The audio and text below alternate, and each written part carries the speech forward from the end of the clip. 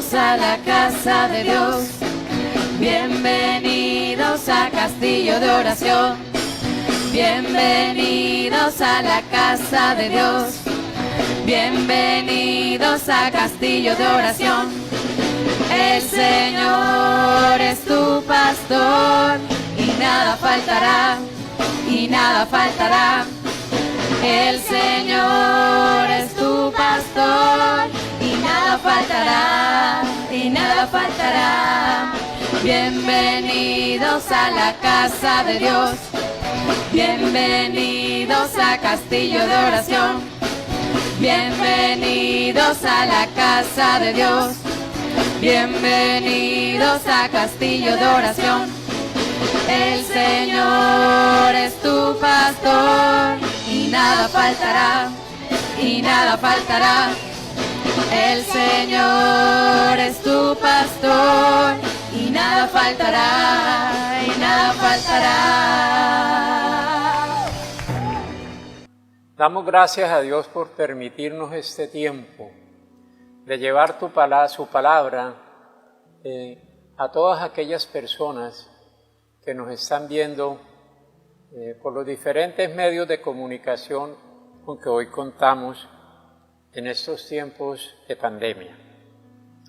Y la enseñanza de hoy la vamos a iniciar con una oración que yo invito que todos ustedes desde sus casas, del sitio donde estén, me acompañen en dicha oración.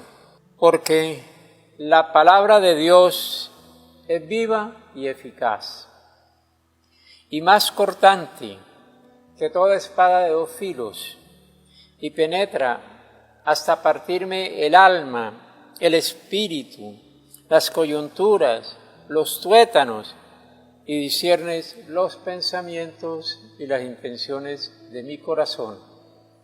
La palabra de Dios en mí no regresa vacía. Yo le pido al Espíritu Santo también que me dé toda la sabiduría y toda la revelación para este tema que el Señor ha puesto en nuestro corazón. Te damos las gracias, Padre. Y la enseñanza o reflexión de hoy la hemos titulado La inmensidad del amor de Dios Padre. La inmensidad del amor de Dios Padre. Respecto a esta reflexión, los padres, hablo de hombres y mujeres, van a entender muy claramente ese fundamento. Y los hijos y las hijas van a sentir la necesidad de responder al llamado y compromiso que trae esta reflexión. No todos son padres, pero todos somos hijos. Luego, esta reflexión llega al corazón de todos. Cuando un hombre y una mujer deciden recorrer juntos el camino de la vida, es porque tienen la ilusión de conformar una familia, de tener unos hijos que hagan el nombre de esa familia, que el nombre de esa familia perdure en el tiempo y que trascienda un linaje que se inicia precisamente con la unión de ese hombre y esa mujer. Y yo los quiero invitar a que recreemos un poco en nuestra mente ese proceso de creación, de nacimiento de esa familia humana y terrenal. La pareja, cuando une sus vidas, cuando contrae matrimonio, están expectantes ante la llegada de sus hijos y esperan con ansia la confirmación del embarazo de la mujer. Cuando esa confirmación se da, hay una inmensa alegría que les embarga a los dos y comienzan desde una vez a prepararse y a preparar todo el entorno de la casa para la llegada de ese anhelado ser. Algunos también tienen el privilegio de poder preparar ese ambiente en el plano espiritual. Y comienzan las expectativas de esa pareja a manifestarse. ¿Cómo será ese hijo, esa hija? ¿Quién será el médico que la va a recibir? ¿En qué hospital, en qué clínica irán a hacer? La ropa del bebé, ¿cómo será? ¿De qué color? ¿Con qué arreglos? ¿Con qué ornamentos? El tetero, ¿cómo será la forma del tetero? ¿Qué marca? ¿Dónde los venden? Etcétera. La leche, la más indicada para alimentar a esa criatura. La cuna, el corral, el coche. Y también el nombre que le van a poner a ese hijo, a esa hija. También vemos cómo la familia corre y está expectante alrededor de ese acontecimiento. Las suegras van y vienen, dan consejos al uno y al otro. Y hay una gran expectativa que incluye también a los amigos de esa pareja. Cada quien, de acuerdo con sus posibilidades, se prepara para ese gran acontecimiento que significa la llegada de un hijo, nacido del amor y de las entrañas de papá y mamá. Este proceso, en las condiciones de amor, de expectativa, de planes y de propósitos, no es otra cosa que la aproximación, digo yo, a las condiciones que acompañaron la creación del ser humano por parte de nuestro Padre Celestial. Cuán grande es el amor de Dios por la humanidad, que al igual que como los padres terrenales preparan la venida de ese Hijo, el Dios Padre también preparó esa llegada del hombre a la tierra. Y yo quiero que reflexionemos en esta comparación que el Espíritu Santo de Dios ha puesto en mi entendimiento de cómo fue esa preparación de Dios Padre. Escogió en el universo una mansión de 510 millones de kilómetros cuadrados. Una mansión. Esa mansión estaba descuidada, muy descuidada, pero estaba en un sitio privilegiado de todo el universo. Y el Dios Padre, siendo arquitecto, ingeniero, calculista y conocedor de todas las ciencias que existen en el universo, se dispuso a restaurarla y a hermosearla. Ya saben de qué mansión estoy hablando, del planeta Tierra, ¿verdad? Esa fue la mansión que el Señor escogió en todo el universo y se propuso a restaurarla y hermosearla. ¿Dónde está eso? Lo vemos en Génesis, en el capítulo 1 de Génesis. Y lo primero que hace el Señor es ordenar la casa, porque Génesis 1:2 nos dice que la tierra estaba, ¿cómo? Desordenada y vacía. Entonces, Él lo primero que hace es ordenar la casa. Y en el Génesis, capítulo 1, versos 2 y 3, vemos otra actividad que cumple el Señor preparando la llegada del ser humano. Creó dos ambientes de estar muy lindos: luz y tinieblas. Luego proporcionó 2 inmensas fuentes de agua en el primero y el segundo piso de la casa. Si ustedes ven en Génesis 1, del 6 a 7, ahí dice cómo el Señor separa las aguas de la tierra y de los cielos. Después de eso, el Señor procede a organizar las fuentes de manera tal que alternaran con el piso. ¿Esto qué significa? Que hay partes de tierra, partes de agua, que hay ríos, que hay lagunas, etc. Pero también una vez hace eso, determina 2 grandes espacios dentro de esa mansión. Y a un espacio lo llamó tierra y al otro espacio lo llamó los mares. Eso está en Génesis 1 a 10. Cuando ya el Señor tiene todo esto, dijo, bueno, esto hay que hermosearlo aún más.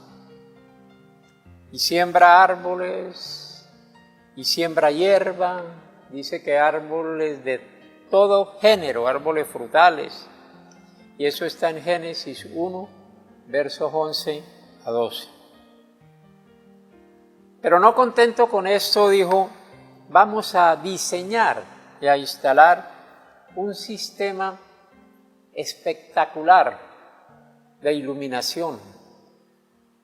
Y en esa, le dijo, y le vamos a poner una tecnología automática, con luces diferentes de día y con luces diferentes de noche. ¿Para qué? Para que además de esto anuncien estaciones, días y años. Y eso lo podemos ver en Génesis 1, versos 14 a 15. Pero también instaló 2 grandes reflectores sobre esa mansión para que sus hijos pudieran realizar las actividades tanto de día como de noche. La luna y el sol. Está en Génesis 1, versos 16, 17 y 18. Pero también dijo, vamos a ponerle más vida a esta mansión. Y decoró el ambiente con unas peceras inmensas, distribuidas por muchas partes de esa gran mansión. Y también instaló espectaculares aviarios, es decir, donde están las aves. Eso lo vemos en Génesis 1, del 20 al 22. Y no podía faltar algo que atrae a los niños. ¿A qué niño no le llama la atención el zoológico? Y a los adultos también, ¿verdad? Entonces dice, voy a instalar un zoológico distribuido en muchos sitios de esta mansión. Y es así como lo dota de toda clase de animales y de bestias según su género, incluso de serpientes y animales que se arrastran por la tierra, que eso está en Génesis capítulo 1, versos 24. Y con toda esta preparación, producto del amor de Dios, llega el hombre, el esperado ser que Él había creado y para quien había preparado todas estas cosas que acabamos de mencionar. Cuando uno se pone a reflexionar en esto, no puede uno evitar que el sentimiento le sobrecoja de todo ese preparativo que Dios hizo previo a la creación del hombre, para que el hombre lo administrara y lo disfrutara con una absoluta libertad, lo que nos llamamos el libre albedrío. Y no solamente eso, sino que en esa mansión le preparó una oficina espectacular. Como él iba a administrar, el hombre iba a administrar, el ser humano iba a administrar toda esa mansión y todo lo que había dentro de ella, le puso una oficina y le puso un nombre a la oficina. Y esa oficina lo llamó Edén. Y en esa oficina inmensa habían huertos, ríos, cascadas, despensa con alimentos frescos. Pero le hizo una advertencia: de todo esto tú puedes beneficiarte, de todos estos árboles puedes comer, pero hay un árbol del cual no pueden comer, y ese árbol se llama el de la ciencia del bien y del mal, porque si comieres de ese árbol, de cierto morirás. Una advertencia que ese Padre amoroso hace a ese binomio de la creación, Adán y Eva. No podían comer, como cuando un padre terrenal le advierte a su hijo: no vayas a tal parte, porque si vas a esa parte vas a estar en peligro, tu vida, no hagas tal cosa. Y eso lo hace un padre que ama a su hijo. Eso fue lo que él hizo. Mucha gente lo ve como: qué prohibición, ¿por qué no permitió que comiera de todos? ¿Por qué no? Porque hay cosas que no son buenas. Y por eso el Señor le dijo y le hizo esa advertencia a Adán y a Eva. ¿Te das cuenta de ese inmenso amor de Dios por ti y por mí? Toda esa preparación es una evidencia irrefutable de su amor por nosotros. Pero en esa libertad de obrar que Dios le da al hombre, aflora una tendencia que aún hoy día persiste, y yo diría que con mayor intensidad que en cualquier otra época. Se llama la desobediencia y la rebeldía.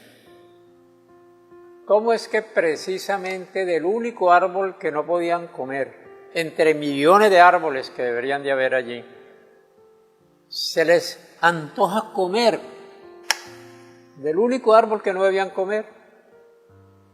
Eso es absurdo, ¿verdad? Pero ocurrió, le ocurrió a ese binomio, y las consecuencias ya habían sido anunciadas: muerte espiritual, muerte de la esencia del ser, muerte de ese cordón que comunicaba al hombre con Dios, la separación de Dios. Pero el amor del Padre es tan grande que una vez sucedió esto y colocó en disciplina a Adán y a Eva, anunció y dio una promesa de esperanza de vida. Ustedes lo pueden leer en el capítulo 3 de Génesis, en los versos 14 y 15, ¿verdad? Mala decisión tomó el binomio Adán y Eva. Pero esa tendencia, como lo decía hace un momento, abunda en nosotros, en los seres humanos, las malas decisiones, siguiendo las opciones que nos da la sociedad, que nos da el mundo. Y entonces dejamos de vivir en esa mansión hermosa que Dios ha preparado para nosotros, una vida de paz, de armonía, de tranquilidad, de bendiciones, y nos vamos a vivir en una carpa, en medio de la selva, lleno de peligros, con posibilidades de muerte, de perder la vida, porque eso es lo que nos ofrece el mundo y la sociedad, con unos árboles que están repletos de frutos, que contienen valores invertidos, torcidos, equivocados, totalmente alejados de la voluntad del Padre. Decisiones y acciones evidentes en estos tiempos del COVID-19. ¿Cómo es posible que todas estas medidas que toma el gobierno, los gobiernos del mundo, ¿no? Pero vamos a referirnos a Colombia, vamos a referirnos a Cartagena. ¿Cómo es posible que todas estas medidas que es para proteger la vida de esa persona, la persona las ignora, la persona no las tenga en cuenta? Y entonces, todas aquellas normas que te dicen, lávate las manos, usa tapabocas, asea tu ropa, etcétera, no vayas a sitios de aglomeración porque allí puede haber una persona contagiada y te vas a enfermar. Todas esas indicaciones son como las advertencias que el Padre Dios le hizo a Adán y Eva de no comer de ese fruto porque podían morir. Como las advertencias que nosotros los padres damos a los hijos para evitar que caigan en un peligro inminente aún de su vida. Pero no, la gente sale y considera cosa de superhéroes, del gran chacho, reunirse en un sitio para hacer una fiesta, ingerir alcohol, droga y tantas otras cosas de desorden en el comportamiento humano. Y se creen los chachos, se creen los más inteligentes, los más sabios porque pudieron burlar la autoridad, porque no se dan cuenta de lo que estamos haciendo. Yo los llamaría pobrecitos, qué ignorancia, qué falta de lógica, qué falta de entendimiento hacer todas estas cosas, qué irresponsabilidad tan grande, porque allí se pueden contaminar y si se mueren por culpa de ellos mismos, pero tienen que llevar también el contagio a otras personas inocentes, otras personas que sí están cumpliendo de pronto con esas normas, y miren la irresponsabilidad como lo hace. Y de eso se ríen. De verdad que hay un dicho que dice que la ignorancia es atrevida. Pero a pesar de toda esa naturaleza pecaminosa, desobediente, rebelde del ser humano, ese Dios Padre tiene misericordia de nosotros porque nos ama con un amor incondicional.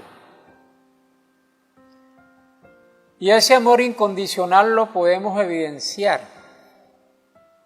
en hechos innumerables que narra la Biblia de la intervención de Dios por su pueblo, por Israel. Y en Israel nos vemos reflejados nosotros, todos los seres humanos, ¿verdad? La palabra de Dios consignada en la Biblia es verdad y se cumple. De hecho, se ha cumplido a lo largo de más de 6.000 años de historia.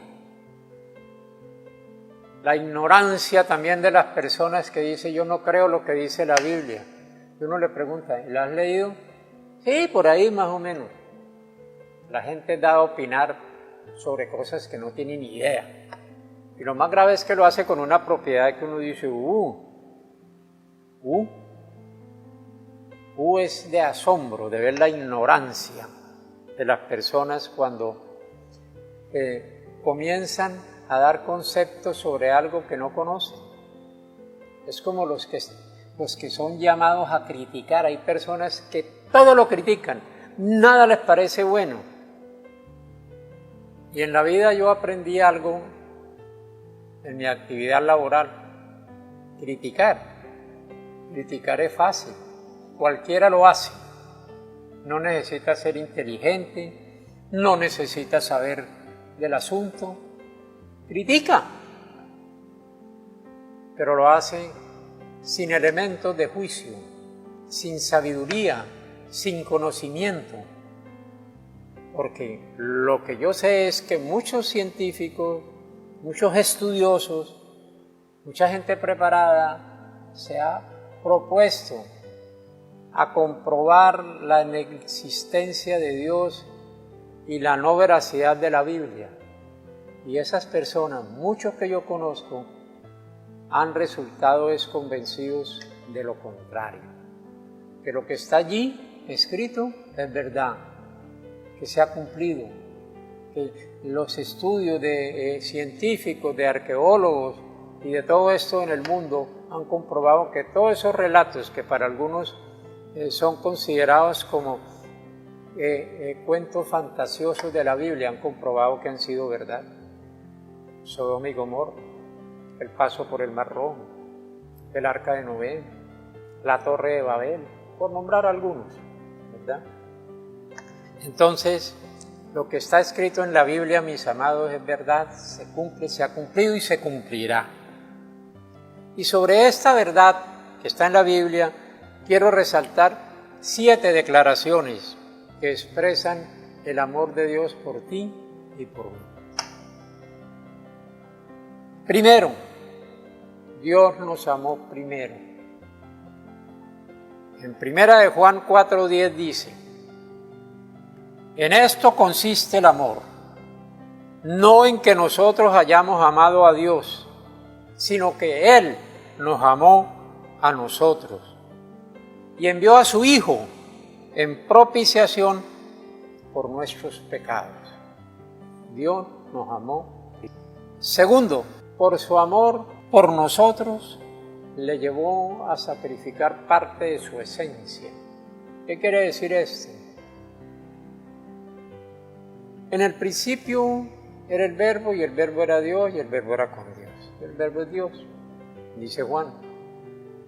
O sea que la palabra es algo inherente a Dios, que estuvo representada, que está representada en su Hijo Jesucristo. La esencia de Dios es que es espíritu, y ahí está la parte trina de Dios, el Padre, el Hijo y el Espíritu. Cómo Él entrega a lo más amado, a su palabra que la hizo verbo, que la hizo carne, en Jesucristo, para que sea sacrificado en propiciación de nuestros pecados y para que podamos restablecer otra vez esa comunión que con la desobediencia de Adán y de Eva la habíamos perdido con Dios.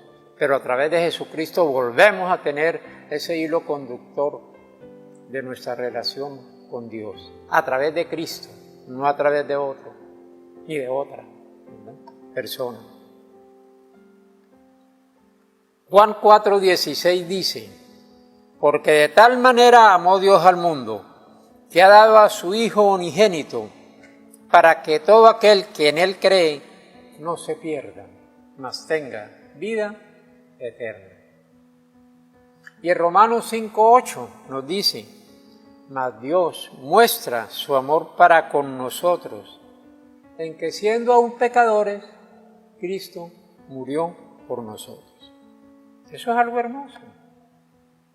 Imagínense ustedes como padres dando la vida de su hijo, dando a su hijo para que fuera burlado, para que fuera torturado, para que fuera maltratado, para que fuera ignorado y después clavado en una cruz, para darle salvación a alguien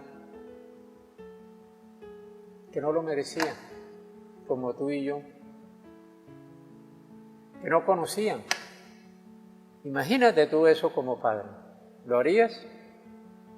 Ahí te dejo la inquietud. Tercer punto. Su misericordia y su amor son eternos. Y está esta afirmación respaldada en Jeremías 31:3, donde dice: Jehová se manifestó a mí hace mucho tiempo, diciendo: con amor eterno te he amado, por tanto te prolongaré mi misericordia. Cuarto punto. Dios Padre nunca se olvidará de nosotros.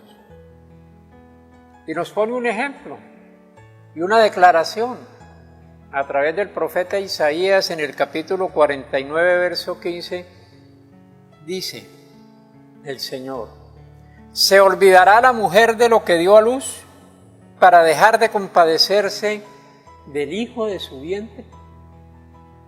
Y dice el Señor: aunque ella olvide, yo nunca me olvidaré de ti.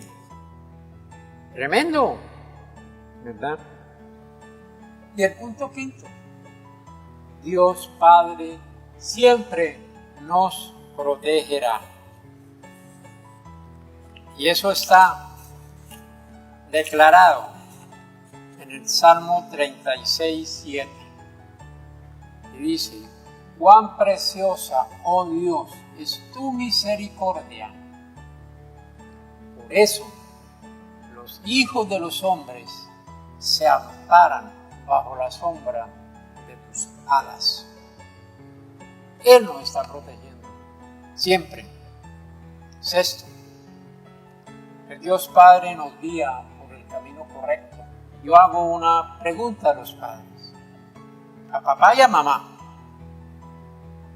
Cuando sus hijos se disponen a hacer algo en contra de las normas de comportamiento que tiene establecido en casa, que tiene establecido el colegio, que tiene establecido la sociedad, ¿ustedes como padres lo corrigen?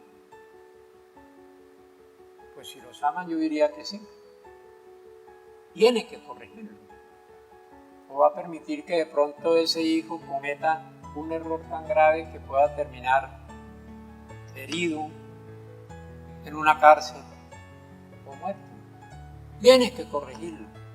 Y al hijo se corrige desde pequeño, con los valores que tú le inculcas, con la palabra que tú le das. Pero el muchacho es ignorante, está en un proceso de aprendizaje, hay que enseñarle, ¿verdad?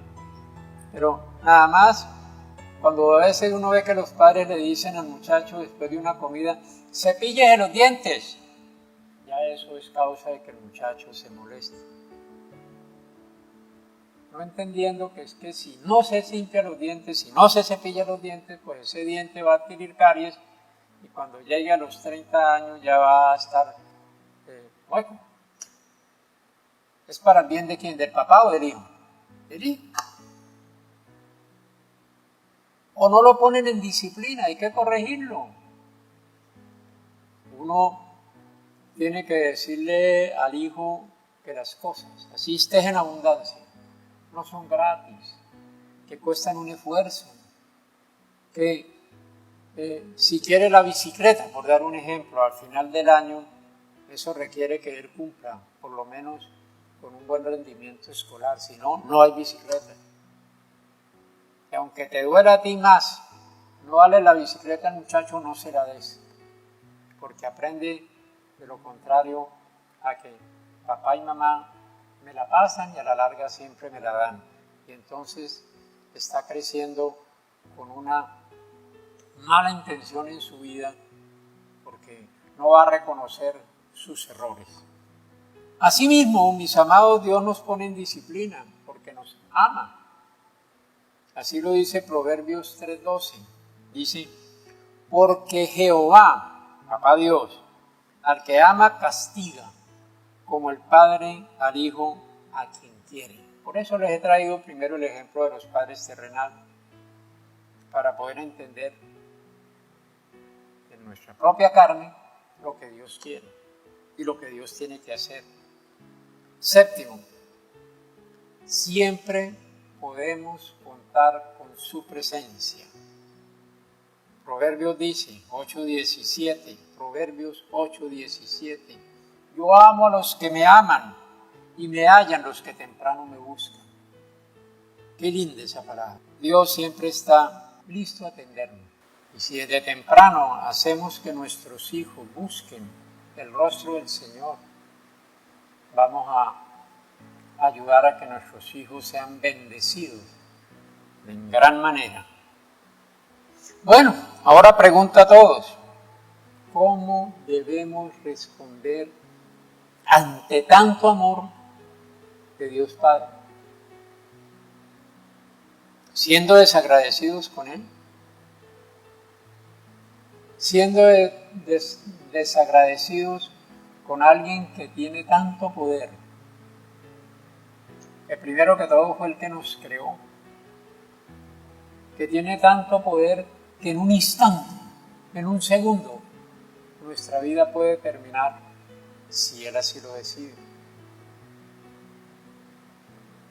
Pero no es amarlo por temor, es amarlo por las cosas buenas que Él ha hecho con nosotros. Sería torpe e insensato no amar a alguien que nos ama de tal manera.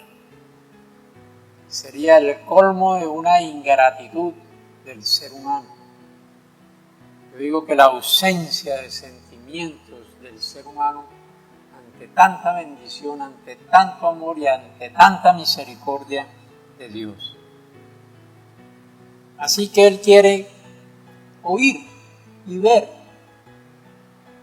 expresiones y actuaciones de nuestro amor por Él. Y hay una frase en la palabra tan corta, tan sencilla, pero tan profunda, que el Señor nos habla en Juan 14:15, que nos dice: si me amáis, guardad mis mandamientos. Mira qué cosa aparentemente sencilla.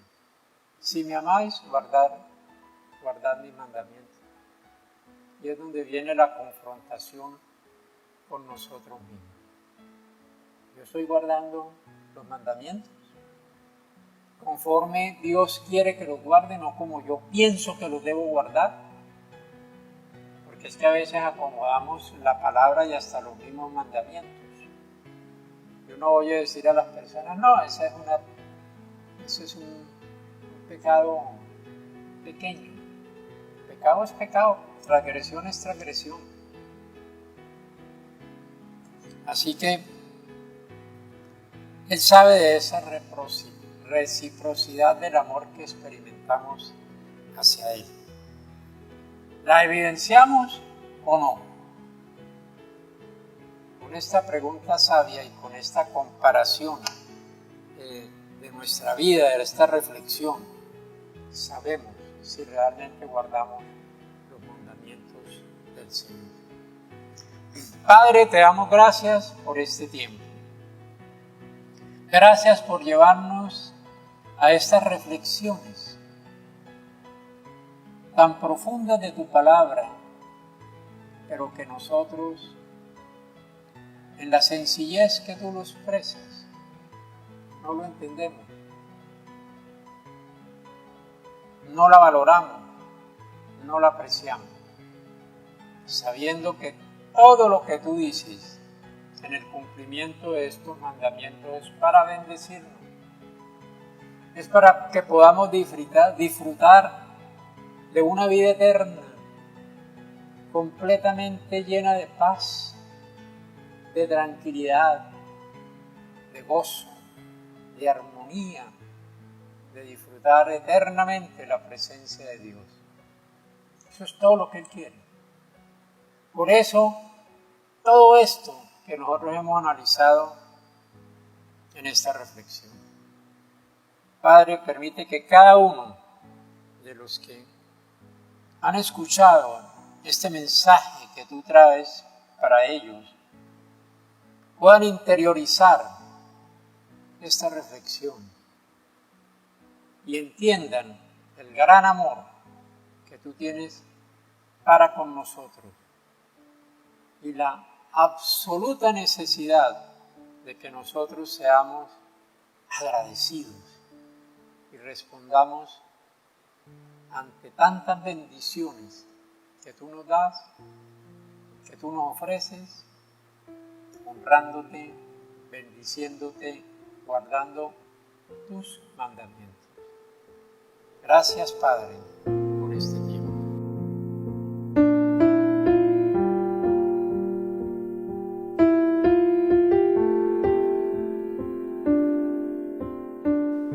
Padre, te damos gracias por este tiempo y declaramos que no nos vamos a olvidar del camino difícil por donde tú has permitido que pasemos para afligirnos, para probarnos, para saber lo que había en nuestro corazón y si habíamos o no de guardar tus mandamientos.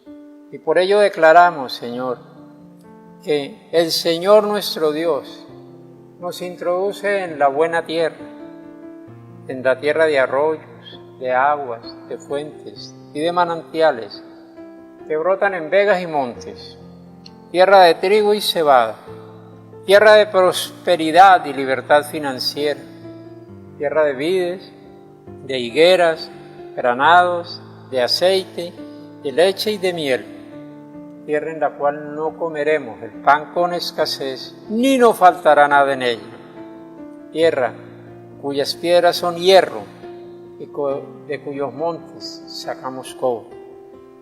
Y comemos y nos saciamos y bendecimos al Señor nuestro Dios por la buena tierra que nos ha dado. Amén. Les amamos en el amor de Cristo. Dios les guarde. Amor, amor de Dios, que vino a este mundo para darnos salvación, que dejó trono y gloria y en el Calvario murió. Incomparable y grande es su amor, amor al pecador, que siendo el Rey del mundo se hizo siervo, sin estimar linaje descendiera y ofreciera su vida por el bien.